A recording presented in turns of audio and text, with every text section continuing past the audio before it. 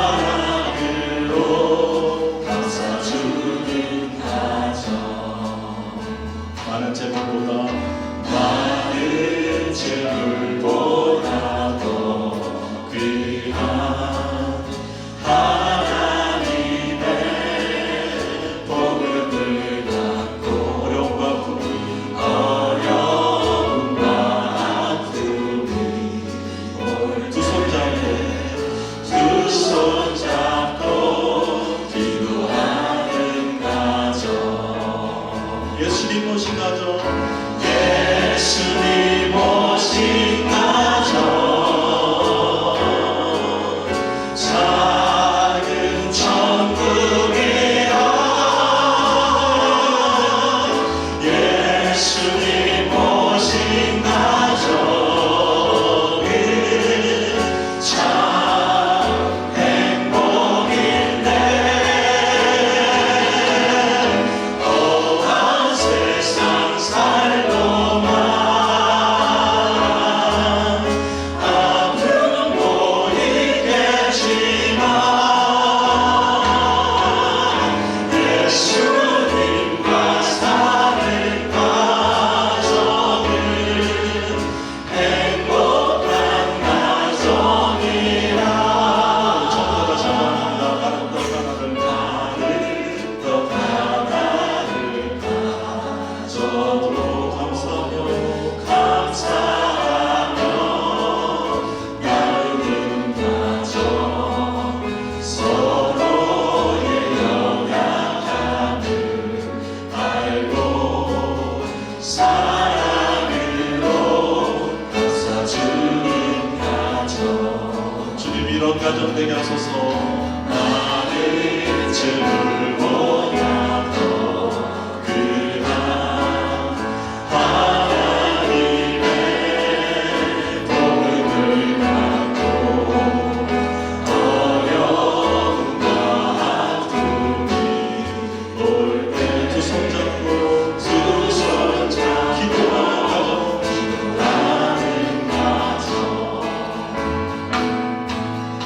예수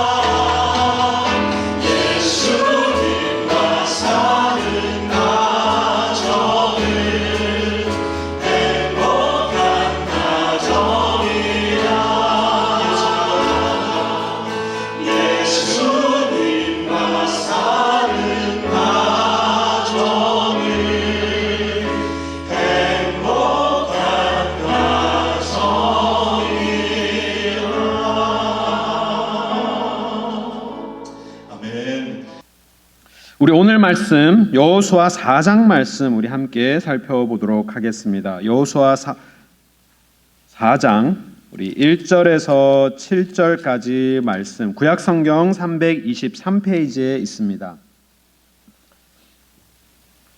우리 하나님 가정 지키기 7번째 말씀으로 우리 함께 말씀 묵상하기를 원합니다. 여호수아 4장 1절에서 7절까지 말씀 우리 다 함께 한 목소리로 합독하기 원합니다. 여호수아서 4장 1절에서 7절까지 말씀 우리 함께 읽겠습니다. 그 모든 백성이 요단을 건너가기를 마침에 여호와께서 여호수아에게 말씀하여 이르시되 백성의 각 지파에 한 사람씩 12사람을 택하고 그들에게 명령하여 이르기를 요단 가운데 제사장들의 발이 굳게 선 그곳에서 돌 12를 택하여 그것을 가져다가 오늘 밤 너희에게 유숙할 그곳에 두게 하라 하시니라. 여호수아가 이스라엘 자손 중에서 각 지파에 한 사람씩 준비한 그 12사람을 불러 그들에게 이르되 요단 가운데로 들어가 너희 하나님 여호와의 궤 앞으로 가서 이스라엘 자손들의 지파 수대로 각기 돌 한 개씩 가져다가 어깨에 매라. 이것이 너희 중에 표징이 되리라. 후일에 너희의 자손들이 물어 이르되 이 돌들은 무슨 뜻이냐 하거든 그들에게 이르기를 요단 물이 너희의 언약궤 앞에서 끊어졌나니 곧 언약궤가 요단을 건널 때에 요단 물이 끊어졌으므로 이 돌들이 이스라엘 자손에게 영원히 기념이 되리라 하라 하니라. 아멘. 우리 하나님 가정 지키기 시리즈를 올 봄부터 우리가 함께 하고 있습니다. 우리가 여러 주제를 다루면서 우리 가정들이 현 시점에 직면해 있는 다양한 유혹과 이슈들을 다루면서 이 주제 말씀으로 우리 함께 묵상해 오고 있습니다. 그래서 이제 5월 가정의 달이죠. 가정의 달로 오늘 주제, 또 가정 예배의 주제와 또 다음 주의 주제는 저희가 기도로 우리가 주제로 함께 묵상하면서 이 시리즈를 마무리하려고 합니다. 그리고 또 앞으로도 제가 다루지 않았던 그런 특정 분야의 주제가 있으시면 관심 분야가 있으시면 학부모 세미나 때나 이제 다른 기회에 또 다뤄질 수 있도록 저에게 알려주시면 감사하겠습니다. 사실 이번 하나님 가정 지키기라는 이 시리즈가 오늘 주제를 위한 아주 긴 빌드업이라고도 생각할 수 있습니다.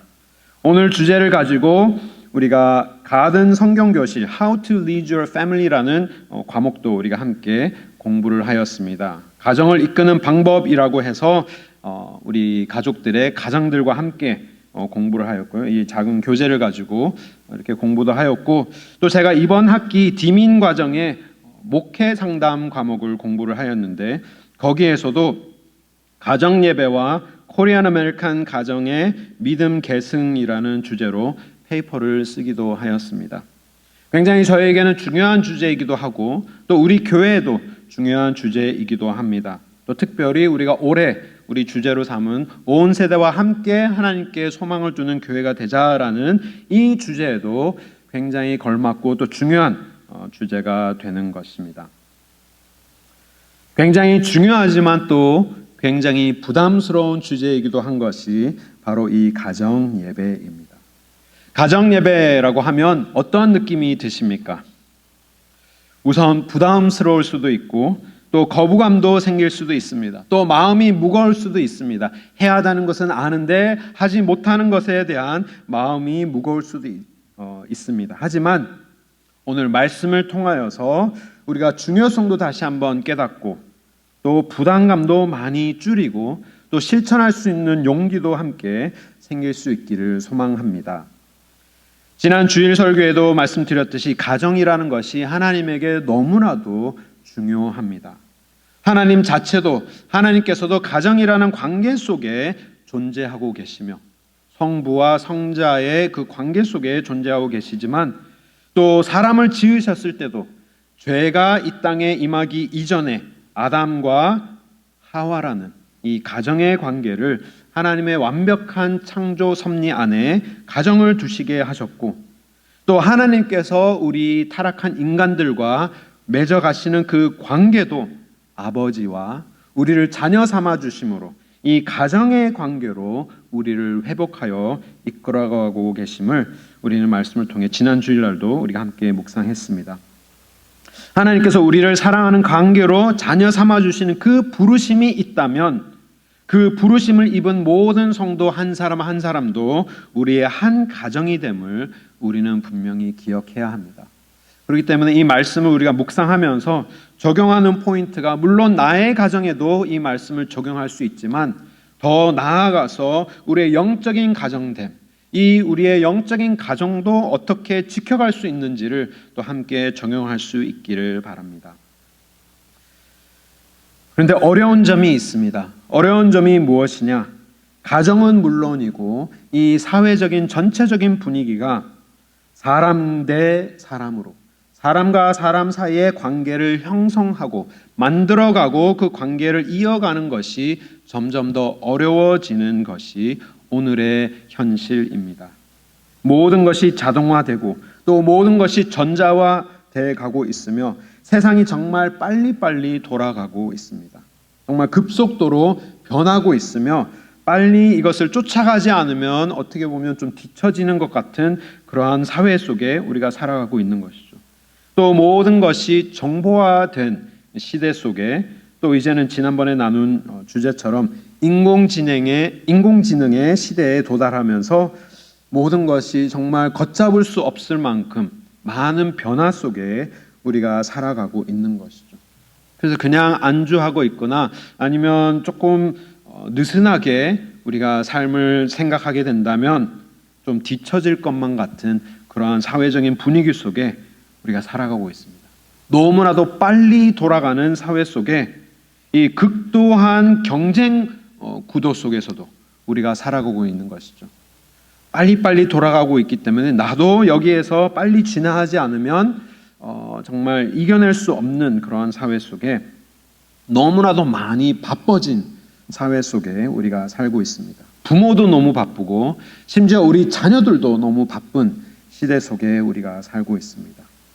또 더 나아가서 사회적인 문화와 분위기도 개인주의화 되어 가고 있는 것이죠. 문명이 발달하면 발달할수록 좋은 점도 많이 생기지만 굉장히 많은 사람들이 외로워지고 또 고립되어 가고 있는 그러한 사회적인 변화 속에서도 우리가 살아가고 있기 때문에 이 많은 사회적인 변화 속에서 우리가 어떻게 하면 우리에게 허락하신 이 하나님의 가정을 지켜갈 것인가, 어떻게 보면 예전보다 더 어려워지고 있는 사회 속에 우리가 살고 있습니다. 다른 사람들과 경쟁이라는 관계로 대립되어 있다 보니 내가 남보다 더 잘하지 않으면 살아남기 어려워지는 이 세상의 구도 속에 모든 것이 너무 빠른 속도로 빠르게 바쁘게 돌아가고 있는 것입니다. 그리고 또 나를 편리하게 해주는 이 기계들을 의존하면서 점점 나 중심적인 생각을 갖게 되는 것이죠.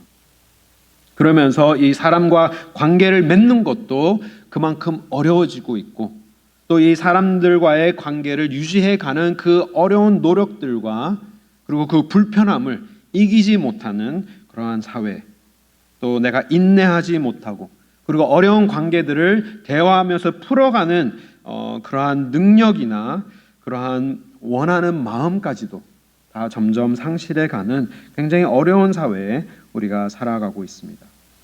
문제를 기피하고 나의 편리만을 추구하는 사회에서 우리가 어떻게 하면 이 하나님의 가정이라는 이 공동체를 지켜갈 것인가, 또 더 나아가서 하나님의 공동체를 우리가 지켜갈 것인가, 우리가 함께 고민해야 하는 것입니다.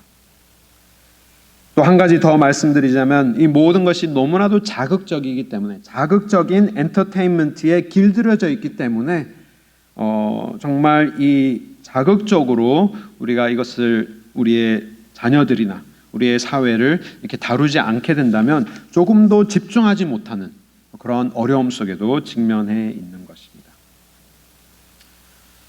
게다가 정말 제가 얼마 전에 어른과도 대화한 것이 있는데 이 어르신도 30분 설교를 집중하기 어렵다고 호소하시는 분들도 있었습니다.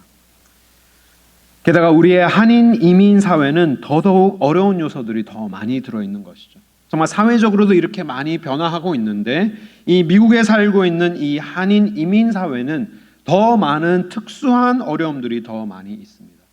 세대 간의 언어적인 차이도 있고 거기서 비롯되는 한국적인 마인드와 또 미국적인 이 사고와 정서에서 생기는 이 충돌과 괴리감 등이 있기 때문에 이런 관계들을 맺어가고 그리고 중요한 것들을 이렇게 세대 간에 이어가는 일들이 매우 어려워지고 있다라는 것입니다. 하지만 더 큰 문제는 진짜 문제는 무엇이냐? 우리 가정의 영적인 성장을 교회에 전적으로 위탁한다라는 점이 더 큰 문제인 것입니다. 이민 생활을 해야 하기 때문에 바쁘다는 이유로 우리 가정의 영적인 부분을 교회에만 맡기고 있는 것은 바람직하지 않다라는 것입니다. 성경에서도 언제나 이 신앙의 교육은 교회나 기관에서도 지도를 받아야 하지만 언제나 가정에서 그 교육이 이루어지도록 성경은 우리에게 명하고 있는 것입니다.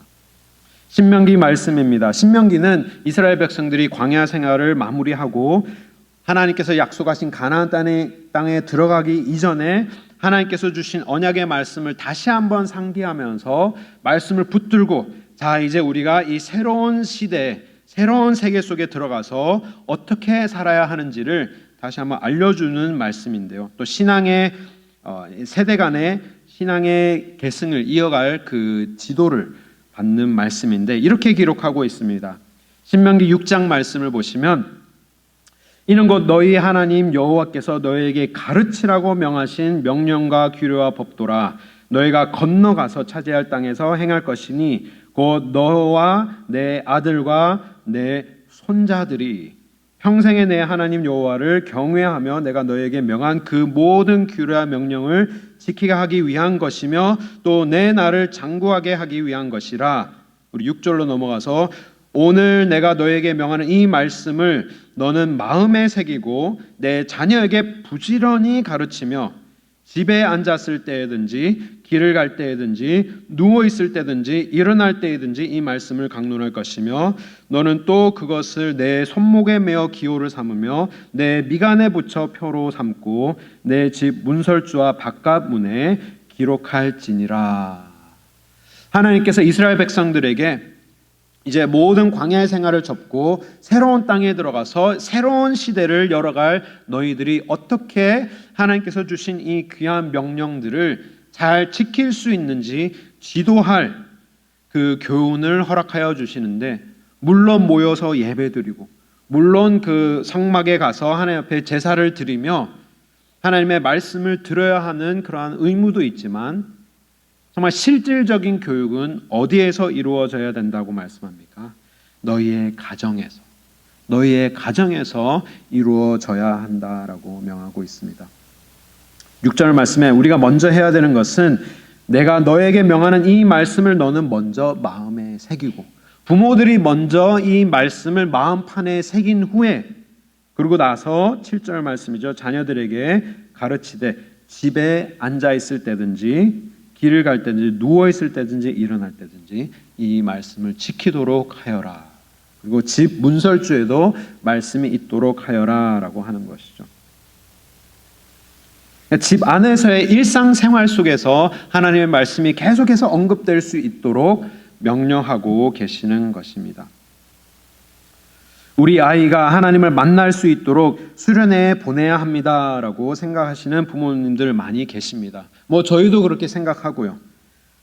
하지만 하나님을 만나기 위하여서 수련회를 보낸다는 것은 정말 하나님께서 우리 자녀들을 그곳에서만 만나주신다고 생각을 하면 안 되는 것이죠. 물론 특수한 장소에서 특수한 환경 속에 또 일상생활하는 그 환경을 벗어나서 또 함께 하나님을 찾는 그 많은 사람들과 함께 예배하는 그 자리에 마음이 열릴 수 있는 그런 확률이 더 크고 하나님께서 역사하실 수 있지만 그곳에 가야지만 하나님을 만난다라고 생각하는 것은 굉장히 잘못된 생각인 것이죠. 또 제가 유스 사역을 하면서도 이런 또 부탁을 많이 들었습니다. 학부모님들에게 목사님 우리 아들에게 꼭 이 말씀 좀 해주세요. 제가 말하면 절대로 안 듣지만 목사님이 말씀해 주시면 잘 들을 겁니다 라고 부탁을 하기도 합니다. 물론 그렇게 도와드릴 수도 있지만 더 큰 문제는 이 부모와 자녀와의 이 대화가 많이 끊겨버린 그 상태를 의미하고 있는 것이죠. 우리가 분명히 생각해야 되는 것은 우리 가정의 영적인 성장이 교회에 전적으로 위탁되어서는 아니 되고 교회의 사역과 그리고 우리의 가정의 사역이 함께 이루어져야 하는 것이 가장 성경적인 모습입니다. 그렇기 때문에 부모들이 먼저 이 말씀을 우리의 마음판에 새긴 후에 이것을 우리가 살아가면서 우리 자녀들과 함께 공유할 수 있는 통로가 계속해서 유지가 되어야 되는 것입니다. 그 일이 바로 이 가정 예배를 통한 그런 노력들이 있어야 하는 것이죠. 오늘 본문 말씀도 세대적으로 매우 중요한 시점을 다루고 있습니다. 오늘 우리가 읽은 여호수아 4장 말씀도 이스라엘 백성들이 광야 생활을 뒤로 하고 이제는 하나님께서 약속하신 그 가나안 땅으로 처음 발걸음을 내딛는 그 순간입니다. 모세와 광야에서 지낸 한 세대가 이제 물러가고 이제 여호수아와 함께 새로운 가나안을 정복해가는 새로운 시대가 열린 것입니다. 가나안 땅에서는 광야에서 목격한 그 놀라운 이적들, 정말 불기둥과 구름기둥으로 또 하늘에서 떨어지는 만나와 또 메추라기를 매일 먹고 체험하는 그 기적과 같은 그 특별한 은혜를 이제는 더 이상 매 순간 볼 수 없어지기 때문에 가나안에 들어가서는 모든 세대가 하나님의 말씀에 붙들려서 살아가도록 이것을 계속해서 지킬 수 있도록 하나님께서 그들에게 신명기 말씀을 통해서도 명령하여 주시고 또 어떻게 하면 이것을 이어갈 수 있는지 오늘 말씀을 통하여서 도와주고 계시는 것입니다. 이스라엘이 가나안 땅에 들어가서 약속의 땅에 들어가서 해야 하는 사명 두 가지가 있었습니다. 첫 번째는 적들과 싸워서 그 땅을 차지해야 하는 중요한 사명이 있었습니다.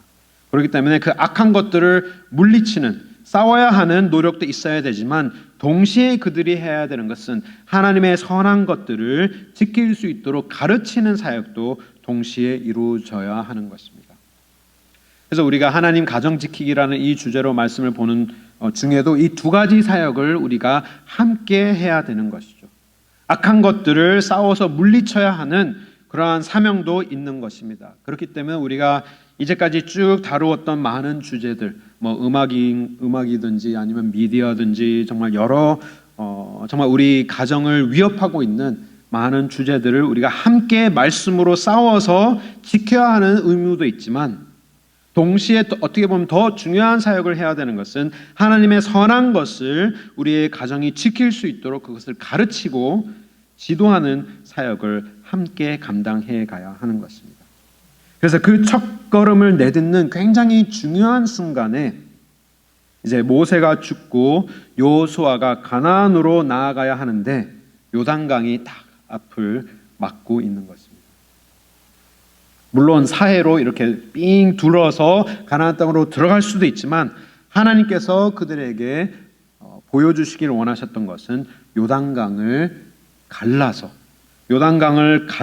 그들이 그 요단강을 지나가도록 하나님께서 역사하십니다. 왜 그렇게 돌아갈 수도 있는데 왜 굳이 요단강을 건너게 하셨을까? 그 내용이 3장 7절 말씀에 기록되어 있습니다. 여호수아 3장 7절 말씀을 보시면 여호와께서 여호수아에게 이르시되 내가 오늘부터 시작하여 너를 온 이스라엘의 목전에서 크게 하여 내가 모세와 함께 있었던 것 같이 너와 함께 있는 것을 그들이 알게 하리라. 하나님의 목적은 분명했습니다. 그들이 요단강을 둘러서 갈 수도 있었지만 요단강을 갈라주신 이유는 모세와 함께 하신 하나님께서 여호수아와도 함께 하신다는 것을 보여주시기 위하여서 그들에게 이렇게 요단강을 갈라주신 것이죠. 세대 간에 그 믿음이 계승될 수 있도록 모세와 함께 하신 그 하나님께서 모세를 통하여서 놀라운 이적들을 행하여 주신, 놀라운 은혜를 베풀어 주신, 광야를 안전하게 지날 수 있도록 한 걸음 한 걸음 인도하여 주신 그 하나님께서 이제는 다음 세대와 함께, 여호수아와 그 다음 세대와 함께 동일하게 계신 것임을 보여주기 위하여서 홍해를 가르셨던 것처럼 똑같은 모습으로 요단강을 가르시게 한 것입니다. 어떻게 갈라집니까? 자세한 내용은 다 잘 아시겠지만, 언약궤를 맨 제사장들이 딱 요단강에 발이 들어가자마자 딱 요단강이 갈라지게 됩니다. 그래서 그 언약궤를 맨 제사장들이 강 중간에 다 서 있고, 온 이스라엘 백성들이 다 지나갈 동안에 그들이 서 있고, 다 지나간 후에 주신 말씀이 바로 오늘 4장 말씀인 것입니다. 아주 특별한 명령을 하나님께서 허락하여 주십니다. 뭐라고 말씀합니까? 각 지파에 한 사람씩 불러다가 제사장들이 서 있는 그 굳건한 돌 위에, 오늘 말씀이죠. 3절 말씀입니다. 제사장들의 발이 굳게 선 그곳에서, 흔들리지 않고 요단강 한가운데 굳게 선 그곳에서 12사람이, 12지파를 상징하는 12사람이 돌 하나씩을 취하여서 어깨에 메고 다 가지고 와서 오늘 밤 유숙할 그곳에 그 돌들을 두라라고 명하십니다. 이 작은 돌이 아니죠. 이게 돌멩이가 아니라 어깨에 맬 정도면 이제 큰 돌입니다. 하지만 한 사람이 맬 정도이기 때문에 아주 큰 그런 돌은 아니지만 그래도 어느 정도 굉장히 크고 무거운 돌을 하나씩 다 취하라고 명하십니다. 그리고 나서 9절 말씀을 보시면 여호수아가 또 요단강 가운데 언약궤를 맨 제사장들의 발이 선 곳에 돌 12를 세웠더니 오늘까지 거기에 있더라. 그 현장에도 여호수아가 명하여서 요단강 가운데 12지파가 12돌을 취하여서 거기에다 이렇게 쌓아놓으라고도 명한 것입니다. 그러면서 뭐라고 합니까? 오늘까지 거기에 있더라. 여호수아가 평생 사는 동안에 그 요단강 중간에도 그 돌들이 쌓여 있었던 것입니다. 무엇을 기념하기를 원하셨을까요? 무엇을 기념하기를 원하셨길래 12지파 한 사람씩 나와서 돌들을 다 취하라고 명하신 것입니까? 기적적으로 요단강을 건넌 그들의 성취를 기념하라 하신 것입니까?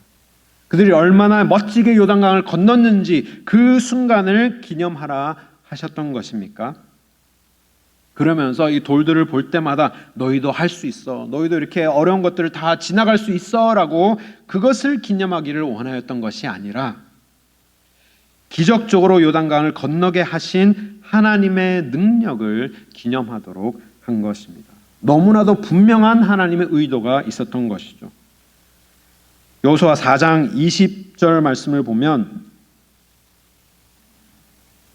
여호수아가 요단강에서 가져온 12돌을 길갈에 세우고, 그리고 21절입니다. 이스라엘 자손들에게 말하여 이르되 후일에 너희 자손들이 그들의 아버지에게 묻기를 이 돌들은 무슨 뜻이냐 하거든 이렇게 대답하라라고 하면서 대답을 주십니다. 너희는 너희 자손들에게 알게 하여 이르기를 이스라엘이 마른 땅을 밟고 이 요단을 건넜음이라.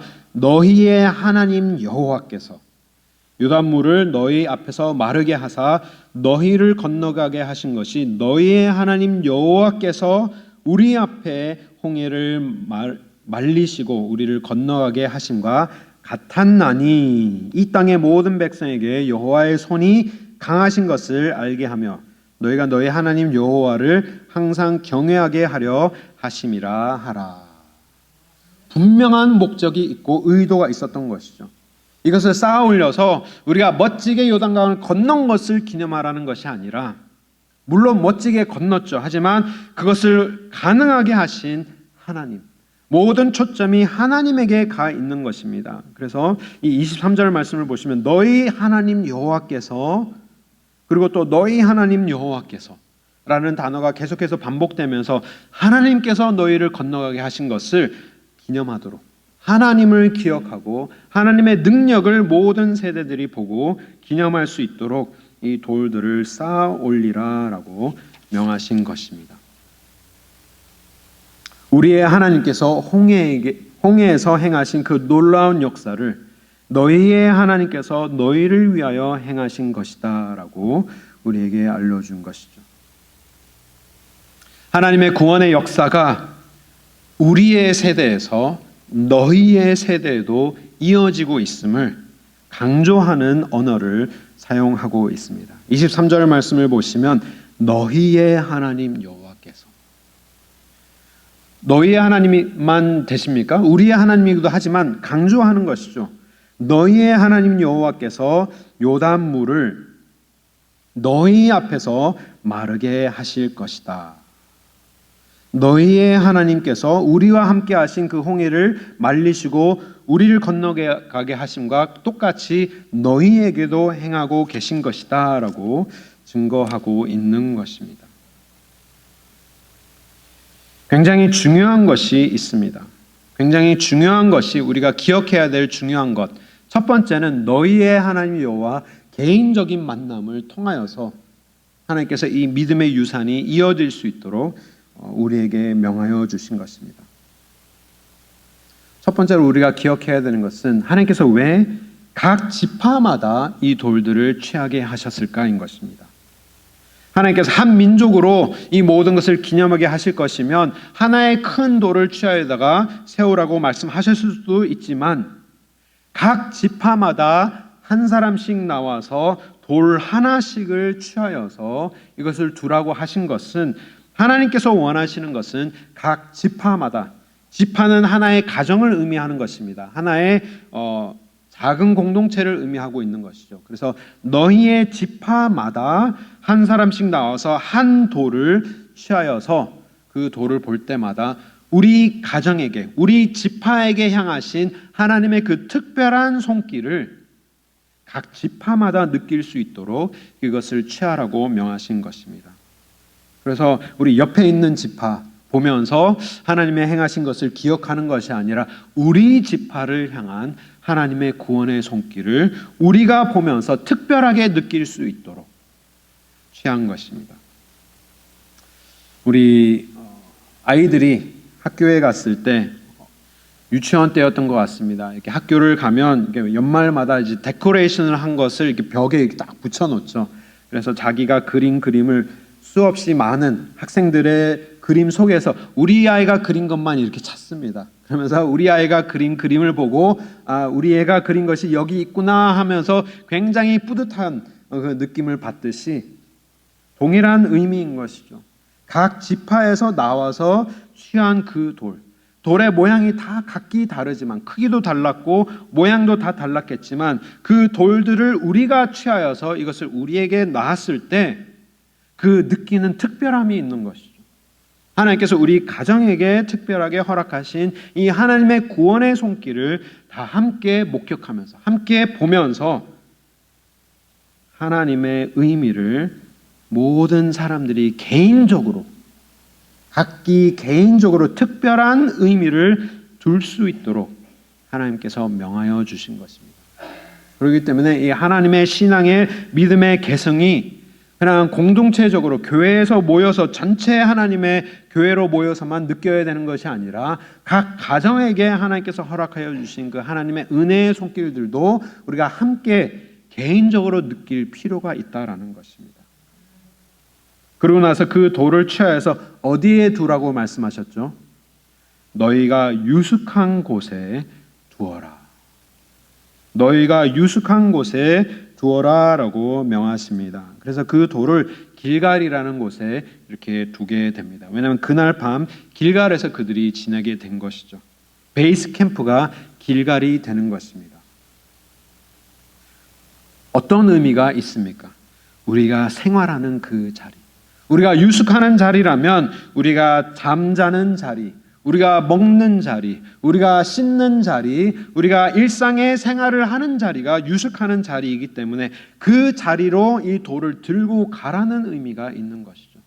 그래서 하나님께서 행하신 그 놀라운 이적은 광야에서도 행하시고 요단강에서도 행하셨지만 그 놀라운 손길을 너희가 유숙하는 너희의 가정에 있는 그 자리까지 들고 가서 그것을 기념하라 명하신 것입니다. 그래서 아침에 일어날 때마다 내가 유숙한 그 자리에 있는 그 돌을 보면서 하나님이 행하신 것을 기억하게 되고, 또 내가 양치하려고 이렇게 물 떨어가는 그 길에서도 하나님께서 행하신 그 돌을 보면서 하나님께서 우리를 어떻게 얼마나 놀라운 능력으로 요단강을 건너시고 가나안 땅으로 인도하셨는지를 기억하게 되는 것이죠. 근데 요단강이 갈라졌다라는 것이 이 모세에게 행하신 그 놀라운 기적과도 다 연결이 되어 있기 때문에 그냥 요단강 그 하나의 사건만이 아니라 하나님께서 우리를 어떻게 가나안 땅까지, 약속의 땅까지 인도하신 그 모든 역사를 다 기억하게 되는 것이 이 길갈에 세워진 돌의 역할인 것입니다. 그렇기 때문에 기념하기를 원하였던 것, 너희가 얼마나 멋지게 성공하였느냐를 기념하는 것이 아니라 그 모든 것을 가능하게 하신 하나님을 기억하도록 행하신 것입니다. 그래서 우리의 개인적인 생활의 그 자리에서 하나님이 행하신 돌들을 가지고 와서 기념할 수 있는 하나님의 백성들이 되어야 하는 것입니다. 그리고 거기에 결론적인 목적이 있습니다. 이 모든 것을 행하여서 돌을 가지고 와서 모든 가족들이, 모든 지파들이 각자의 지파가 가지고 있는 그 돌을 보면서 그들이 유숙하는 그 자리에서 하나님의 행하신 놀라운 것을 보고 어떠한 결과들이 일어나야 합니까? 우리 24절 말씀, 우리 다시 한번 함께 한 목소리로 읽겠습니다. 시작. 이는 땅의 모든 백성에게 여호와의 손이 강하신 것을 알게 하며 너희가 너희의 하나님 여호와를 항상 경외하게 하려 하심이라 하라. 아멘. 그래서 그냥 그 돌만 보고 하나님이 이렇게 인도하셨지, 거기에서 그치는 것이 아니라 그들의 삶 속에서도 하나님을 경외하는 마음이 생겨날 수 있도록, 그들도 하나님을 두려워하고 그들도 하나님의 강한 손을 기억할 수 있도록, 이 모든 것들이 그들의 삶 속까지 이어질 수 있도록 너희의 하나님 여호와께서 요단강에서 너희에게 행하여 주신, 너희 앞에서 행하신, 너희를 건너가게 하신 너희의 하나님을 너희가 만나기를 원한다. 이 마음이 다음 세대를 향하여서 계속해서 전해져야 하는 것입니다. 다음 세대 한 사람 한 사람 개인적으로 하나님을 만나며 한 가정 한 가정, 한 지파 한 지파가 하나님을 경외할 수 있는 그 도구로 하나님께서 행하신, 우리의 삶에 행하신 그 구원의 손길을 가정 안에서 이것을 기념할 수 있도록 행하신 것입니다. 하지만 중요한 것이 또 두 번째가 있는데요. 아버지에게 묻기를 이라는 이 단어가 있습니다. 대화의 중요성이죠. 우리 오늘 본문 말씀을 보시면 이 아버지에게 묻기를 이라는 단어가 있습니다. 우리 4장 6절에 보아도 이것이 너희 중에 표징이 되리라. 후일에 너희 자손들이 물어 이르되 이 돌들이 무슨 뜻입니까? 하거늘. 그리고 또 21절 말씀을 보아도 21절 말씀에도 이스라엘 자손들에게 말하여 이르되 후일에 너희 자손들이 그들의 아버지에게 묻기를 이 돌들은 무슨 뜻이니까 하거든. 자녀들이 먼저 묻는 일들이 일어나는 것이죠. 그래서 이 돌을 우리가 세웠더니, 우리가 일상생활하는 그 자리에 우리가 이것을 세웠더니, 이 길갈이라는 자리에 이것을 세웠더니 다음 세대의 자녀들이 이것을 보면서 질문을 하기 시작합니다. 아버지, 이것이 왜 여기에 있습니까? 라고 하면서 대화를 시작하게 되는 것이죠. 그리고 그 길갈이라는 그 자리, 베이스 캠프가 된 그 자리에서 5장을 보면 어떤 일이 일어납니까? 또 하나님 앞에 거룩한 백성으로 할례를 받으면서 이제 그 정복을 시작하는 굉장히 중요한 자리이기도 한 것이죠. 하나님께서 행하신 일들에 대한 질문을 할 수 있는 그 관계가 있어야 된다라는 것입니다. 그 관계와 그리고 그것을 할 수, 그 질문을 할 수 있는 그 자리와 시간이 마련되어질 때 하나님께서 자녀들에게도 다음 세대에게도 이렇게 역사하여서 하나님의 능력이 전달되는 것입니다. 우리가 이 가정 예배에 대한 큰 부담이 있는 경우가 이 가정 예배를 드려야 되면 이 큰 형식을 갖춰야 된다라고 생각하기 때문에 크게 부담감으로 느껴지게 됩니다. 그리고 또 내가 성경적인 지식이 많아서 인도자가 되어서 이것을 뭔가를 우리 자녀들에게 가르쳐야 된다라는 그 부담감이 있기 때문에 이것을 지키기가 매우 어렵지만, 사실 오늘 본문을 보면 자녀가 부모와 함께 질문을 하면서 대화하는 그러한 형식 속에서 이러한 모든 것들이 하나님의 진리가, 또 하나님께서 행하신 놀라운 일들이 이렇게 계승이 된다라는 것을 우리는 보게 되는 것이죠. 내가 체험한 하나님을, 그 역사를 내가 함께 나누는 그 자리로서 이렇게 이어지게 되는 것입니다. 이것이 유대인들이 교육하는 방법입니다. 유대인의 교육 방법은 절대로 이렇게 주입식 교육이 아니었습니다. 언제나 토론의 방법으로 모든 것을 질문을 하는 그 환경 속에서 질문을 하면서 함께 그 질문에 대한 답을 찾아가면서 이 지식을, 이 지혜를 깨우쳐가는 방법이 이 유대인의 교육 방법인 것처럼 대화하는 것이 매우 중요한 것이죠. 하지만 이 한국인의 문화나 그리고 너무나도 바쁜 이 문화 속에서는 질문을 하거나 대화하는 것이 매우 어렵습니다. 큰 부담으로도 작용하기도 하는 것이죠. 하지만 오늘 본문을 보면 자녀가 질문을 하는 것이 굉장히 중요하고, 또 거기에 대한 대답으로 부모가 하나님께서 이것을 세우라고 하신 이유가 무엇인지를 또 가르쳐 줄 수 있는 통로가 되는 것입니다. 제가 오늘 이 자리를 비롯해서 말씀드리고 싶은 것은 가족들과 의미 있는 영적인 대화를 할 수 있는 자리와 시간을 지키시기를 바랍니다.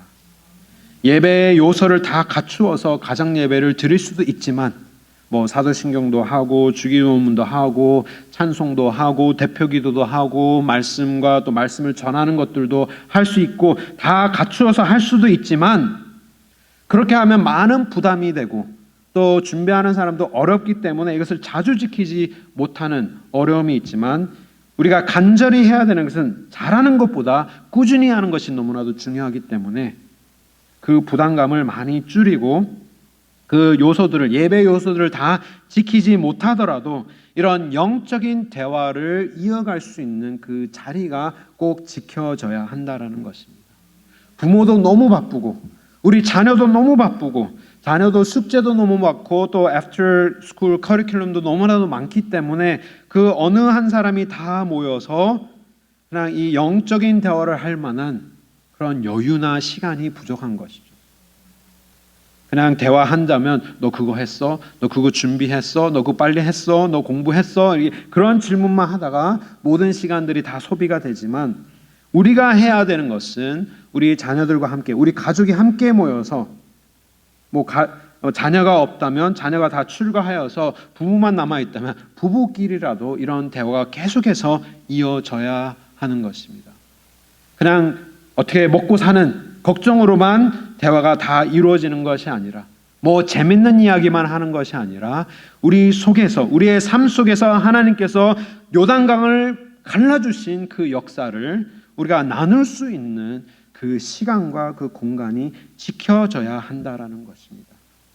내가 뭘 가르쳐야 된다는 것이 아니라 내가 만난 하나님, 나의 삶, 오늘 나의 삶에서 하나님께서 갈라주신 이 요단강, 그 은혜를 우리가 함께 나누는 것이 우리 가정이 하나님의 말씀으로 계속해서 단단하게 자라가는 모습인 것입니다. 오늘 뭐 했고 얼마나 바쁘고 세상 이야기 하는 것이 아니라 하나님의 징표를 나누는 그 시간들이 필요한 것입니다. 그것이 가정 예배의 시간인 것이죠.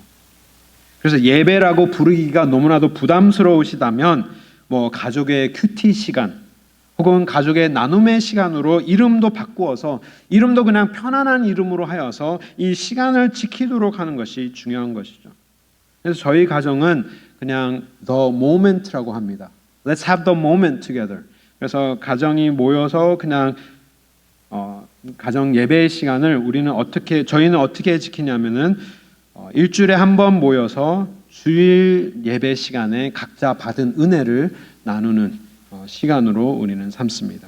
그래서 뭐 물론 형식도 많이 갖출 수 있지만 저희도 그렇게 많이 해왔었는데 그렇게 하면 부담이 많이 되기 때문에 시간도 많이 소요되고 해서 많은 부담을 정말 많이 낮춰서 그냥 멤버들이 모여서 각자 돌아가면서 오늘 우리 안 목사님이 말씀하신 내용 중에 어떤 것을 들었는지 그 은혜를 나누는 시간을 가지니까요. 어떤 일이 일어나느냐? 우리 첫째는 잘 이렇게 노트해가지고 잘 발표를 하는데 우리 둘째는 한동안 don't know로 이렇게 계속 하다가 우리 둘째도 이제 나눠야 되니까 노트를 써오기 시작을 하더라고요. 노트도 써오기도 하고 이제 말씀을 듣기도 하는데 제가 매주 꼭 하는 질문이 있습니다. 똑같은 질문을 하는데 이게 적용의 질문을 하는 것이죠. 오늘 너희 2026년 한국계 미국인으로 미국에서 살아가는 이 여학생에게 중학생에게 혹은 고등학생에게 이 말씀이 어떠한 의미가 있는지 얘기해 볼래라고 하면 이제 자기의 삶의 나름대로 이제 적용을 하는 것이죠. 뭐 그렇다고 해서 저희가 뭐 매주 이렇게 꼬박꼬박 하지는 못하기도 합니다. 스킵하는 때도 있지만 그럴 때라도 우리가 낙심하지 않고 한 번 놓쳤으니까 우리 이제 못하겠구나가 아니라 놓치면 놓쳐도 그냥 다시 돌아와서 우리 다시 한번 하자. 우리 모멘트 하자. 이렇게 해야 되는 것이 계속해서 이어가는 것이 매우 중요한 것입니다.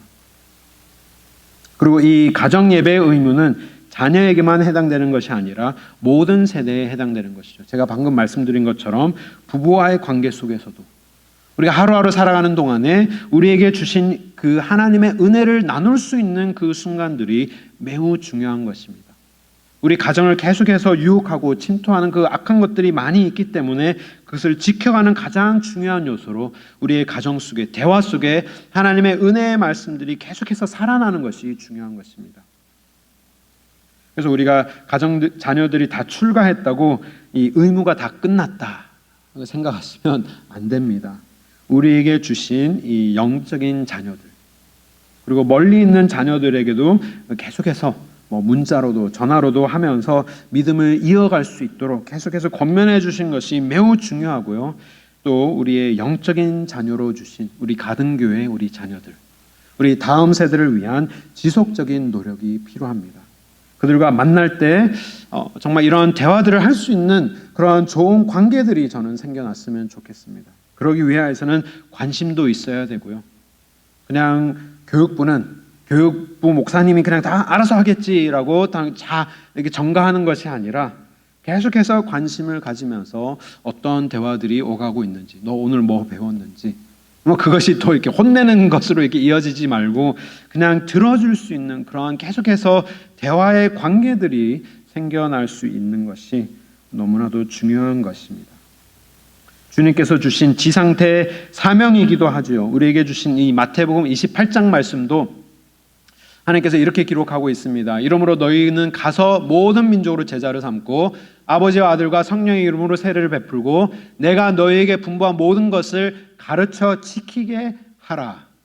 이것이 우리의 사명인 것이죠. 그래서 이것을 우리 부모가 우리 자녀들에게만 하나님의 말씀을 지키도록 계속해서 가르치는 것이 아니라 우리가 만나는 그 모든 사람들에게 이것을 지킬 수 있도록 가르치고 제자 삼고 세례 주고 교육하는 것이 우리의 평생의 사명임을 믿습니다.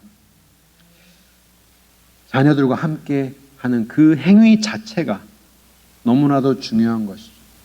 저도 어렸을 때부터 저희 부모님이 가정 예배를 매일 드렸는 것이 그렇게 곤욕스럽지 않은 굉장히 곤욕스러웠습니다. 그래서 아직까지도 기억나는 것이 할 게 너무 많은데 꼭 아버지 어머니가 이렇게 불러서 이렇게 가정 예배를 드렸던 시간이 기억이 납니다. 하지만 그 행위 자체가 가정 예배 하면서 내용은 하나도 기억 남지 않지만 그 행위 자체는 기억이 나는 것이죠. 내가 아버지와 부모님과 함께 그 자리에 앉아 있었고 그 마루의 마룻바닥에 앉아 있었고 서로 눈을 보면서 대화를 하였고 함께 찬양을 하였고 함께 말씀을 읽었던 그 기억은 남아 있는 것이죠. 그렇기 때문에 우리의 삶 속에 우리의 자녀들과 우리의 가족들과 함께 잘하는 것보다 꾸준히 행할 수 있도록 길지 않고 부담 가지 않도록 계속해서 지켜나는 것이 매우 중요합니다. 그래서 혹시라도 너무나도 내가 어떻게 해야 될지 모르겠다 하시는 분들은 저에게 오시면 제가 많은 교재도 이렇게 빌려드릴 수 있습니다. 뭐 패밀리 월십이라는 대한 책도 많고요. 여기 뭐 산상순 가정 예배라는 이런 교재도 있고 여러 교재가 있습니다. 뭐 인터넷에도 많고요. 뭐 유튜브를 보셔도 많고요. 자료는 많습니다. 하지만 중요한 것은 내가 나의 가정에 하나님의 은혜의 말씀들이 계속해서 울려 퍼질 수 있도록 내가 그 시간과 그 자리를 마련해 줄 수 있는 부모가 될 것인가가 오늘 우리에게 도전이 될 수 있기를 바랍니다. 우리가 잘하는 것보다 꾸준히 노력하는 것, 정말 멋지게 하는 것보다 그냥 모여서 하나님 안에서 함께 기도를 드리는 그 가정을 하나님께서는 귀하게 여기시고 그 가정을 끝까지 지켜주실 줄 믿습니다. 우리 말씀을 생각하시면서 우리 함께 기도드리길 원합니다.